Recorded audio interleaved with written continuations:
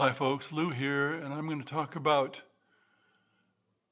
why a way of making a turn-based game a little more like a realistic quote-unquote real-time game doesn't seem to happen much. Now, tabletop games are normally turn-based because that's practical, whereas video games are often real-time. In other words, all sides are moving at the same time and can attack at the same time and so forth. But that's really, really difficult to arrange on a tabletop game. You don't have the computer to help keep track of everything for you. Nonetheless, the old Avalon Hill style of everybody moves for one side and then they all make their attacks. And then the other side moves everybody and then they make their attacks is not necessary.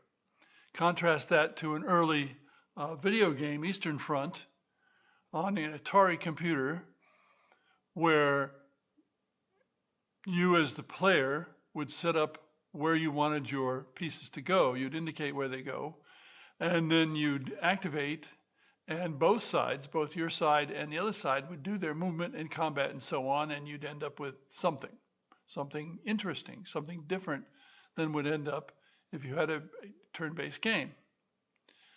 Now, I have seen turn-based games that tried to implement this to some extent. One way to do this is a tit-for-tat movement. In other words, one side moves a few pieces, then the other side moves a few pieces. Now, of course, you can do it the way I do in my Mandate of Heaven game, which is I only allow 4 action points per player. So you have a lot of pieces, but you can only move 4. And then you have a combat. If you've caused a combat, then the other side does the same thing. But in the case of the Battle of the Bulge game by John Butterfield, which I was told was originally a tabletop game that Shenandoah Games then turned into a video game for tablets and phones, you had one group that you could choose and move. And if they caused any combats, they would occur.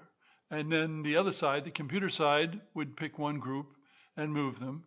And it would keep track of those groups so that you couldn't move them again until the whole turn was done. And the whole turn ended in a certain number of plays, so you couldn't be certain when it was going to end. Some of your units would not move. Of course, all the units could fight because if they got attacked, they would fight. Now, another method of doing this is opportunity attacks in Dungeons and Dragons. And what that is if your character or if the enemy is moving past an opponent, the opponent can choose to take an attack right then and then won't have an attack usually when their next turn occurs. So you react. Now, to take another example, people have suggested that in my game Britannia, there should be defensive support, where the player who's taking his turn or her turn moves, and then the defenders can move units that are nearby into places where battles have been caused to occur before the resolution of the battle. In other words, reinforcements coming in and helping out. And that would make it easier to maintain a defensive line, so to speak. Now, another example is Empire Deluxe Enhanced Edition, which is from a long time ago, but I've played it many, many, many hours. When you move, you fight immediately. And that's always one-on-one, because only one piece can be in an area. Or 2 pieces can be in an area and you have to fight the air cover first. You move and you fight immediately. There's no reaction by the other side. Then you can move again and fight again. As long as you've got movement points, you can continue to move and fight. Unfortunately, that doesn't work very well, because then in the other side's turn, they can, for example, have a transport, which has very little fighting value, move right by a battleship, as long as the transport gets into a city where it can't be attacked, or it can only be attacked by bombardment, general bombardment. So these are some of the ways that war games have tried to get around the turn-based ideal of everybody moves, everybody attacks for one side, and then everybody on the other side moves, and then they attack. Now, in my game, Stalingrad Besieged, I have arranged so that one side moves, and then the attacks alternate. So one side moves, and then I think the defender chooses a unit to attack first. I don't recall for sure. And you put a marker, a cube on that unit so that it won't attack again. And then the moving player makes an attack and back and forth until there are no more attacks to be made.